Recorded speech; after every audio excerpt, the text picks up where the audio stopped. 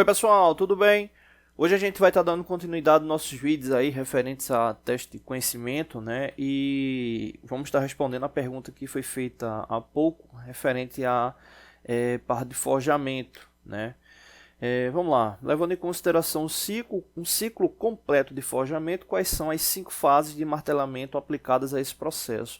Aí tem um detalhe importante, né? Um ciclo completo de forjamento. Quando a gente fala de ciclo completo de forjamento, ele está ligado a peças, material bruto, né? Basicamente, né? Material bruto atingindo ali a zona de austenitização, né? Ou seja, ultrapassando ali a temperatura ali da fase crítica, né? Para que ele venha a ficar com a maior tendência de maleabilidade, né? Ou seja, quando a estrutura se torna ali CFC. Eu vou explicar melhor daqui a pouco essas nomenclaturas, mas só para falar mais sobre essa questão do ciclo completo.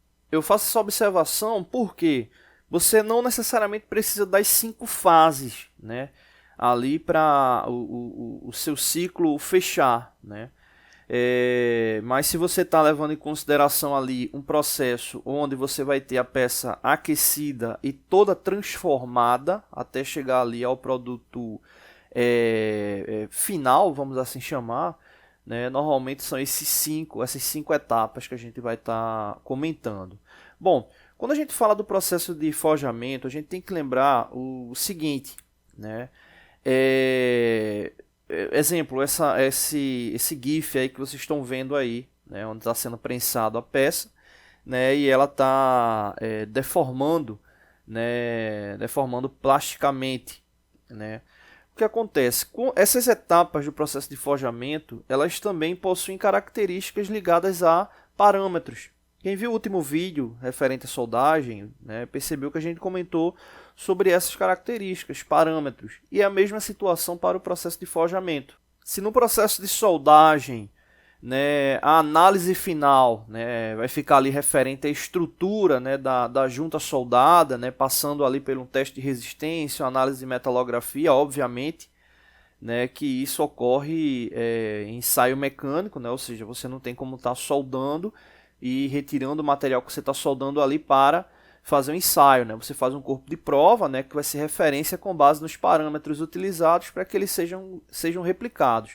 No processo de forjamento, né, você vai ter a estrutura final da peça. Né? Você vai ter estrutura. Quando eu digo estrutura final, referente à parte de geometria, né? Ou seja, como é que a peça vai ficar, né? Como é que o blank vai ficar ali no final, referente à geometria, né? Então, existem características dimensionais ali que são mais fáceis de serem identificadas, obviamente, qual você consegue fazer essa verificação ali por uma medição direta, né? Então é mais fácil, né? Só que a gente tem que entender que existem parâmetros, né?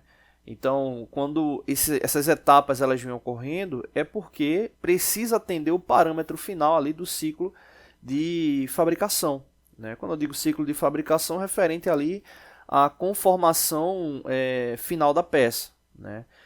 Basicamente, quando a gente fala de forjamento, a gente tem que entender que a peça ela precisa esquentar, né? Ou seja, aumentar a temperatura dentro de um parâmetro confiável ali para o processo, né? Ou seja, para a peça ficar mais maleável, né? Ela precisa estar entrando ali na fase CFC, né? Cúbica de face centrada, tomando como referência a estrutura de um aço comum, né, que traz ali nos seus microconstituintes ali perlita e ferrita. A gente tem que entender que quando ocorre o processo do aquecimento, né, quando a gente fala aquecimento, tem que levar em consideração ultrapassando a temperatura crítica, né, a gente começa a ter a peça começa a ter a mudança ali de perlita para austenita, né? Ou seja, ela estava na estrutura CCC, né, cúbica de corpo centrado, né? Ou seja, os átomos estavam mais próximos ali do centro do cubo, né? E essa reorganização ela se altera,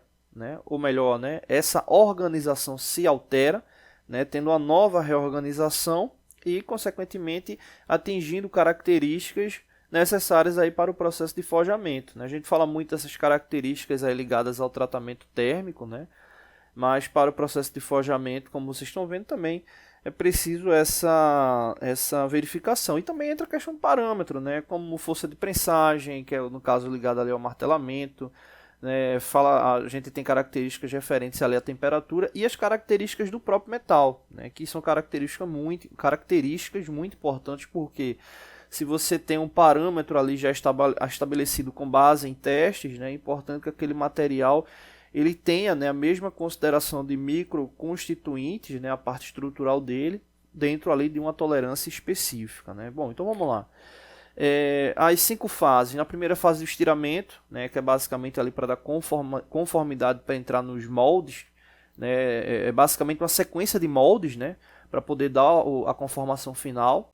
Entra aí na sequência a fase do arredondamento, né, ou seja, começa a ter uma forma, né, quando a peça ela passa por características ali necessárias de dobra, né, essa peça aqui que está aparecendo no GIF aí ao lado, você pode observar que ela tem dobra, né, então ela já é dobrada, né, depois que ela já tem uma certa conformação, né. A fase do esboçamento, né, já é próximo aí da fase final, né, ou seja, ela já fica com características visuais próximas ao que seria as medidas finais. E aí entra a última etapa, que é a fase do acabamento, que é o molde, muita gente chama de molde de precisão, né, que é um dos moldes que mais sofrem aí com a questão da manutenção, né. Obviamente ele vai ser a relação aí da conformação final, né, como se a gente tivesse uma etapa de, vamos separar aqui essas 5 etapas, né. Aqui seria a resposta, né, só para ficar aí bem claro, né. A gente teria uma primeira etapa, né, que seria como se fosse um pré-corte, né, que seria essa fase do estiramento, aí trazendo como paralelo